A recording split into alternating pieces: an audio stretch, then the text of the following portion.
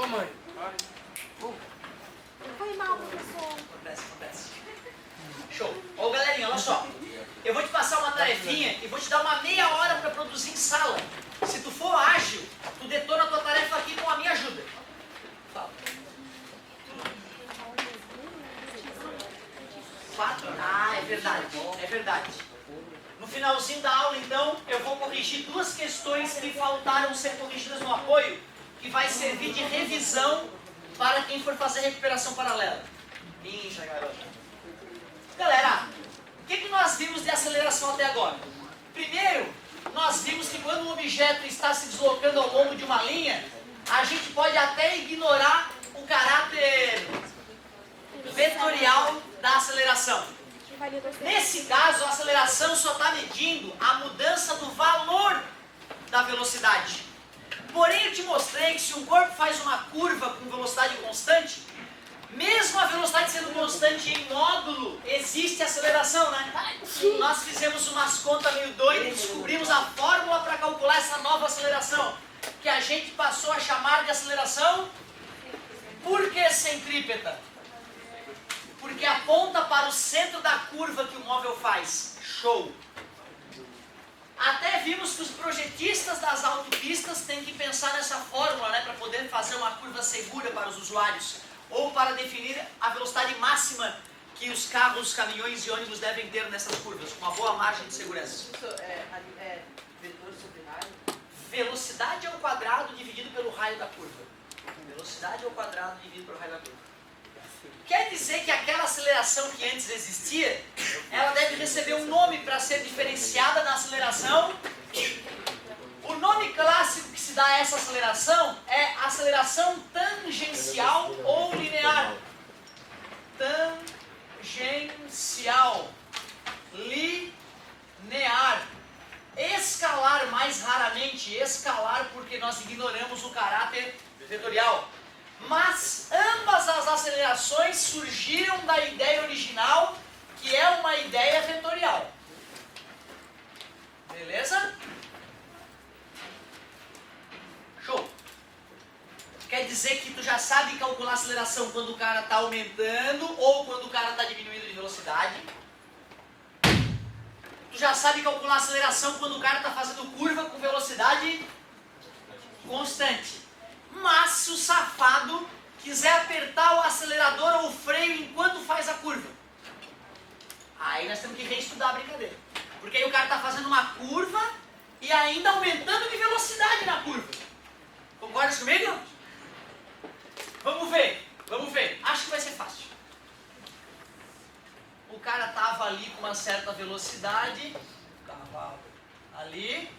E aí depois, quando ele estava em outra parte da curva, além de ter feito curva, aumentou o vetor velocidade. VI e VF. Beleza? Nesse momento da curva, ele tinha uma aceleração centrípeta. Certo? Como ele está fazendo uma curva, se não é uma circunferência perfeita, nesse momento o raio da curva é o mesmo que nesse outro momento, né? Mas como a velocidade aumentou, a aceleração centrípeta aumentou. Se a velocidade dobrou, a aceleração centrípeta Dobrou.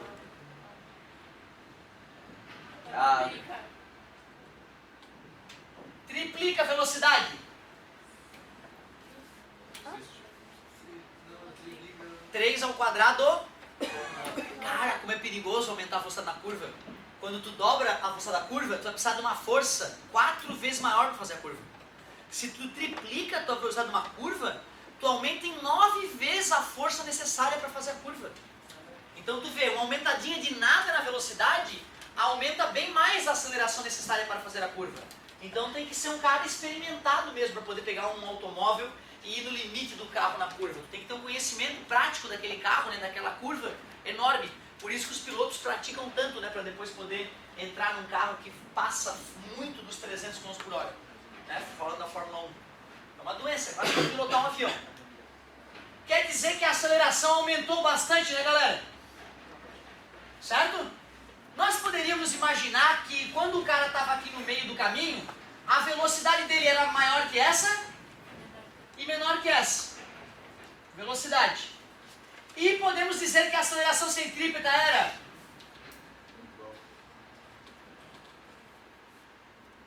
Vou falar de novo que tu vai me acompanhar legal. É bem ridículo o que eu quero. Dar uma participação bem idiota só para ver se você acordar.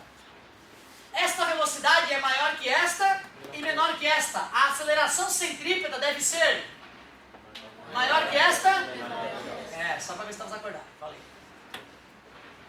Inacreditável tu não ter conseguido acompanhar no primeiro, para falar a verdade, né? É só para te provar que tu não estava prestando atenção, na verdade. Estava só ali, meu Deus, acaba essa aula, meu Deus. Eu também estava assim, numa certa época. Fica tranquilo, vai dar tudo certo. Qual é o ângulo entre a aceleração centrípeta e a velocidade? Sempre. Mas tu aceita que já que a velocidade estava aumentando em módulo, como varia o valor da velocidade, como o vetor aumenta, tu aceita que tinha uma aceleração também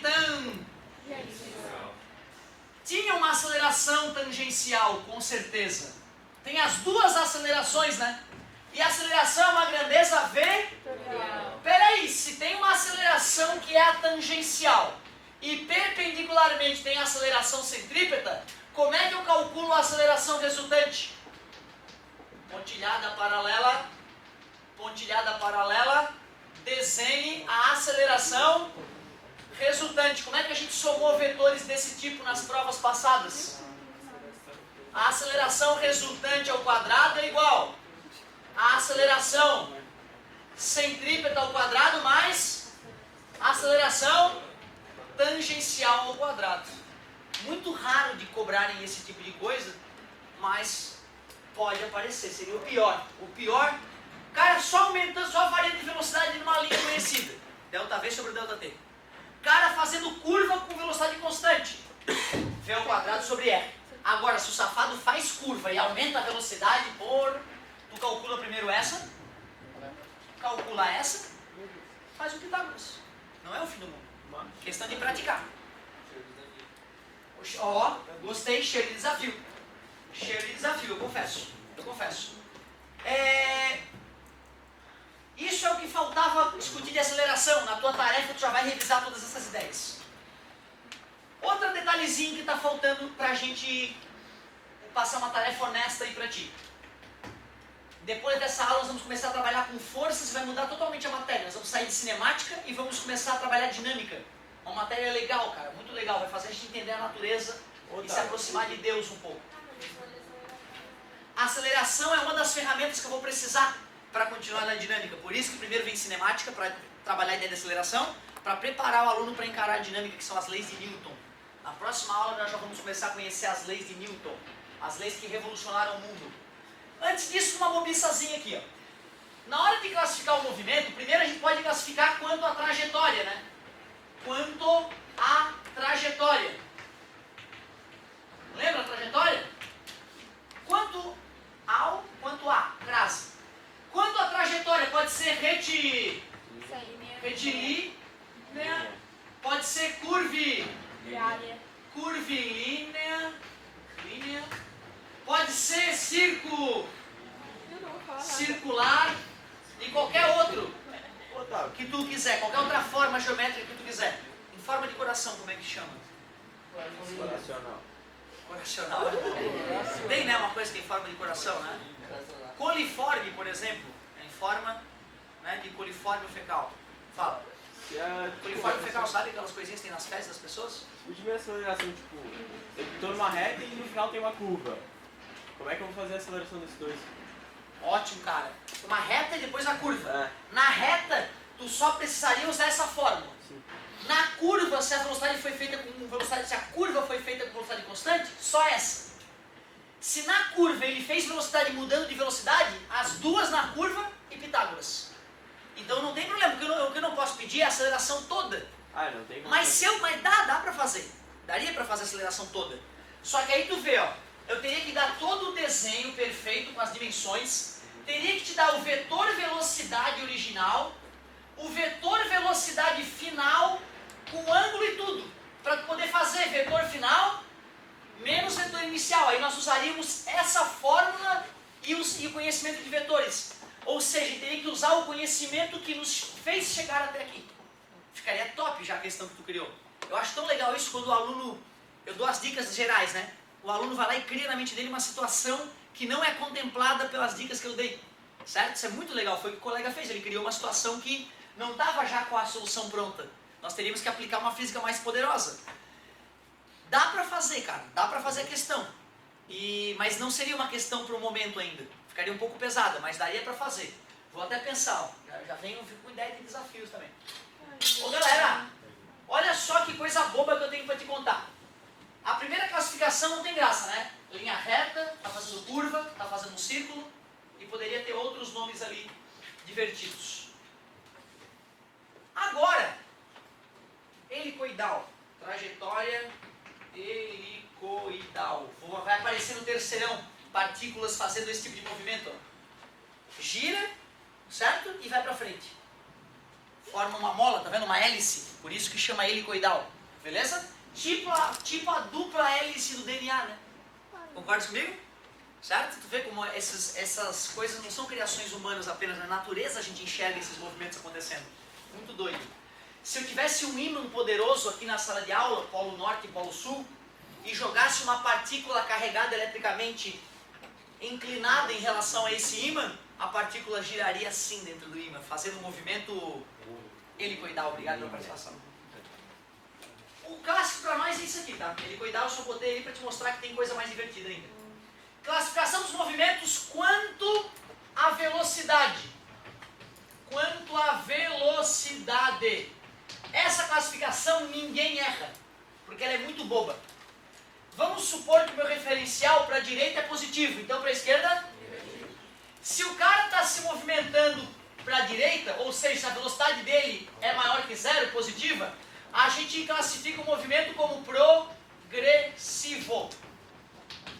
Já se o cara está se movimentando no sentido oposto ao do positivo, a velocidade é negativa e o nome que se dá é retrógrado.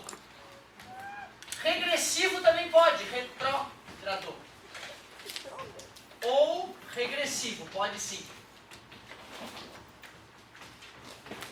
Popularmente, andando para trás. Não é bem assim, andando para trás não pode, sabe por quê? Olha só. Classifica meu movimento. Andando para frente. Popularmente, eu quero técnico, estou te ensinando a ser técnico. Progressivo, classifica meu movimento. Progressivo. Progressivo. Porra, tu leva calha comigo, cara. Tá, então se o carro estiver dando ré, mas pro lado de lá vai progressivo. Pronto, o cara entendeu. Ou seja, para ser progressivo ou retrógrado, não é se o cara está andando de frente ou de trás ou fazendo moonwalk, não tem essa. O que importa é se ele está indo para onde o sujeito que escolheu o referencial. Esse sujeito é que define, na verdade. É o sujeito que escreveu o referencial que define. Por exemplo, vamos supor que o colega, o referencial dele é esse. Mas o outro colega, o referencial dele é outro, ó. Aí eu passo caminhando na frente deles, de lado, que nem um siri, para tu não achar que é de ré. Certo? Ele diria que meu movimento é... E ele... regressivo ou retrógrado. Os dois estariam certos, porque eles estão usando os referenciais deles. Tudo bem para vocês? Show de bola. Então não é se está andando de ré ou se está andando de frente. É para onde você está indo. Cara, quase ninguém erra essa. Indo para frente está progredindo na vida. Indo para trás está regredindo. Uf, acabou. A classificação perigosa, e aí eu peço, abre a baga, meu querido. A classificação perigosa é quanto à mudança de velocidade. Quanto à aceleração. Se fosse ridícula como a anterior, positivo seria acelerado e negativo seria desacelerado. Mas não é assim. Não é assim. É mais delicado. Prestem atenção por obséquio. Referencial para a direita é mais progressivo, retrógrado. Só isso por enquanto, né? Agora vamos à nova. Tu aceita que se eu estou indo para lá cada vez mais rápido, eu estou acelerado? É, né? Estou cada vez mais rápido. Tu aceita que se eu estou indo para lá cada vez mais rápido, eu também estou acelerado? Ou seja, teve um momento que eu estava acelerado com a velocidade positiva, mas teve um momento que eu estava acelerado com a velocidade negativa, né? A ideia é que se eu estou indo para lá e indo cada vez mais rápido, a aceleração, que é um vetor, também é para lá. Se a velocidade e a aceleração apontam para o mesmo lado, a gente chama o movimento de acelerado. Mesmo que a velocidade seja negativa, portanto retrógrado, mas se eu estou indo cada vez mais velozmente para lá, aumentando a minha velocidade, isso significa que além da velocidade apontar para lá, a aceleração também aponta. Ambas são negativas. E se velocidade e aceleração são negativas, continua o movimento acelerado. Então, cuidado. Para eu afirmar que o movimento é acelerado, tem duas opções. Velocidade positiva e aceleração positiva, ou velocidade negativa e aceleração negativa. Se eu estou indo para lá cada vez mais rápido, acelerado. Se eu estou indo para lá cada vez mais rápido, acelerado. Então vai lá, classifica meu movimento quanto a velocidade e aceleração. Acelerado, progressivo. São duas classificações diferentes, né? Em compensação, se eu estou indo para lá e cada vez mais rápido, acelerado e regressivo, ou acelerado e retrógrado, que é a palavra que acaba aparecendo mais vezes. Show, show. Agora, pessoal, se eu estou indo para lá, mas cada vez mais devagar, tu aceita que a minha velocidade é positiva, mas a minha aceleração é? Sinais opostos? Desacelerado. Se velocidade e aceleração têm sinais opostos, desacelerado. Então, para isso aqui é acelerado. Se a velocidade é positiva e a aceleração negativa, que seria representado de acordo com esse referencial, seria representado por isso, progressivo e desacelerado. Tudo bem? Qual é a outra possibilidade? Quero ver. Isso, mas aqui, simbolicamente, deixa eu ver. V menor que zero e A maior que zero. Vamos representar fisicamente para este referencial. Velocidade negativa, estou indo para lá. Certo? Velocidade negativa, estou indo para lá. Aceleração positiva, estou diminuindo. Concorda comigo? Nesse caso, qual é a classificação total, então, completa? Desacelerado, regressivo. É isso aí. Ou desacelerado, retrógrado. E a palavra desacelerado,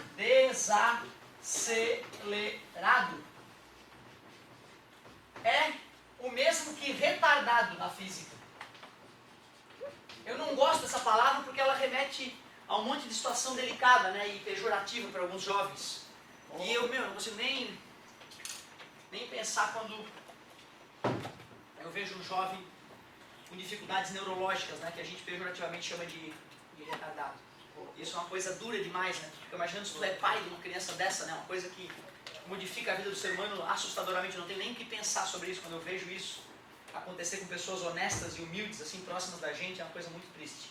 Então vamos tomar cuidado ao usar essa palavra. Na física vai aparecer, certo? Mas por favor, tome muito cuidado ao usar essa palavra que pode magoar as pessoas aí. Certo, gente? Então olha só. Muito carinho ao classificar um movimento quanto à aceleração. Basta olhar para o sinal da aceleração? Tem que olhar para o sinal da aceleração e da velocidade. Sinais iguais? Acelerado. Sinais diferentes? Desacelerado ou retardado. Agora cuidado, pessoal. Tu também pode classificar visualmente, né?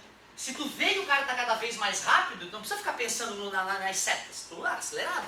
Se tu vê o cara cada vez mais devagar, tendendo a parar, tu já pode falar desacelerado. Não precisa ficar pensando. Eu estou te mostrando quando é que é delicado, né? Porque às vezes ele só vai te dar o A e o V. E tu, a partir desses números, vai ter que escolher a classificação. É o que é perigoso. Eu vou passar a tua tarefinha, vou te dar um tempinho para iniciar ela. E faltando alguns minutinhos, vou começar a correção das questões que eu passei no apoio, que eu pedi para a galera me lembrar de terminar de corrigir. Gostaria então que vocês, depois das duas últimas aulas de física, arriscassem as questões da página 38, mas para usar a fórmula de aceleração centrípeta, e da página 42, 43. A página 42 tem só duas questões, tá? 42 e 43 para as duas últimas aulas serem fixadas. Começa agora, cara. Se tu der um gás, tu não vai levar quase nada para casa. Empacou, chamou. Ó, vou te dar 8 minutinhos para tu fazer de repente uma de cada página para tu ir começando a aquecer. E aí eu agilizo a correção da... Se eu perceber que não dá tempo de fazer a correção hoje, eu faço amanhã, tá, pessoal? A correção da REC. Tem gente que fotografou a questão. Se tu não treinou a questão de ontem da recuperação paralela, tu pega a foto com o amigo, faz a questão e vem com a dúvida amanhã.